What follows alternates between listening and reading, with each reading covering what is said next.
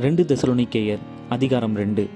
அன்றியும் சகோதரரே, நம்முடைய கர்த்தராகிய இயேசு கிறிஸ்துவின் வருகையையும் நாம் அவரிடத்திலே சேர்க்கப்படுவதையும் குறித்து நாங்கள் உங்களை வேண்டிக் கொள்ளுகிறது என்னவென்றால், ஒரு ஆவியினாலாவது வார்த்தையினாலாவது எங்களிடத்திலிருந்து வந்ததாய் தோன்றுகிற ஒரு நிருபத்தினாலாவது கிறிஸ்துவினுடைய நாள் சமீபமாய் இருக்கிறதாக சொல்லப்பட்டால் உடனே சஞ்சலப்படாமலும் கலங்காமலும் இருங்கள்.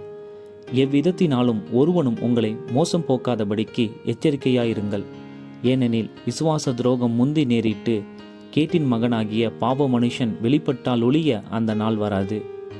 அவன் எதிர்த்து நிற்கிறவனாயும் தேவன் எனப்படுவது எதுவோ ஆராதிக்கப்படுவது எதுவோ அவை எல்லாவற்றிற்கும் மேலாக தன்னை உயர்த்துகிறவனாயும் தேவனுடைய ஆலயத்தில் தேவன் போல உட்கார்ந்து தன்னைத்தானே தேவன் என்று காண்பிக்கிறவனாயும் இருப்பான். நான் உங்களிடத்தில் இருந்தபோது இவைகளை சொன்னது உங்களுக்கு ஞாபகம் இல்லையா?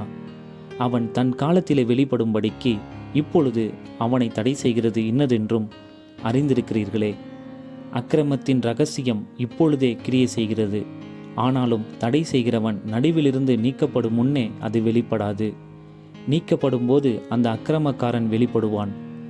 அவனை கர்த்தர் தம்முடைய வாயின் சுவாசத்தினாலே அழித்து தம்முடைய வருகையின் பிரசன்னத்தினாலே நாசம் பண்ணுவார். அந்த அக்கிரமக்காரனுடைய வருகை சாத்தானுடைய செயலின்படி சகல வல்லமையோடும் அடையாளங்களோடும் பொய்யான அற்புதங்களோடும் கெட்டுப்போகிறவர்களுக்குள்ளே அநீதியினால் உண்டாகும் சகலவித வஞ்சகத்தோடும் இருக்கும். இரட்சிக்கப்படத்தக்கதாய் சத்தியத்தின் மேலுள்ள அன்பை அவர்கள் அங்கீகரியாமல் போனபடியால் அப்படி நடக்கும்.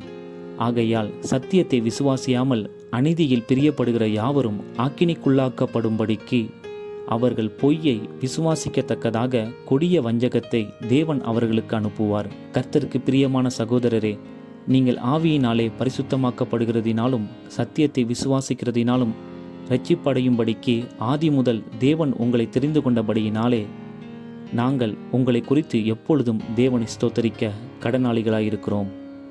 நீங்கள் நம்முடைய கர்த்தராகிய இயேசு கிறிஸ்துவின் மகிமையை அடையும் பொருட்டாக எங்கள் சுவிசேஷத்தினாலே அந்த இரட்சிப்புக்கு அவர் உங்களை அழைத்தார். ஆகையால் சகோதரரே, நீங்கள் நிலை கொண்டு வார்த்தையினாலாவது நிருபத்தினாலாவது நாங்கள் உங்களுக்கு உபதேசித்த முறைமைகளை கைக்கொள்ளுங்கள்.